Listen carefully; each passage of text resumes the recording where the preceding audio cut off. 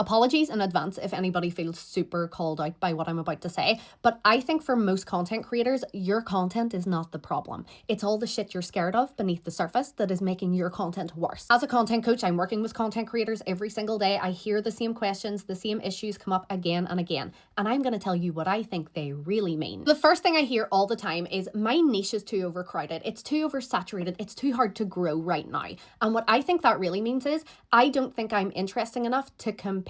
The fear is comparison, because if there are 100,000 other content creators in your space, posting is finding out whether people choose you, and that can be very uncomfortable. The second thing I hear a lot is my talking to camera videos are so bad, they always flop, they just don't work for me. And what I think that means is I'm scared people won't like me, because if you're creating a lot of B-roll or a lot of carousel content or montages or whatever it might be, that creates distance. There's distance in that content between you and the audience. But talking to camera removes that shield, because people are not reacting to your editing or your aesthetic or your lovely pictures of your dog. They're reacting to you. So if your talking to camera videos flop, that can feel like a personal rejection. The next thing I hear is, I don't know what to post. I don't have any ideas. Yes, you do. You do have content ideas. You're just scared that the ideas that you have are too opinionated, too vulnerable, too personal. It's a courage problem. Usually your good ideas are sitting right in front of you. They just feel too risky. The next thing is, I need a script. I can't talk to camera without a script. I will stumble over my words. I'll forget what I'm saying. And what I think this means is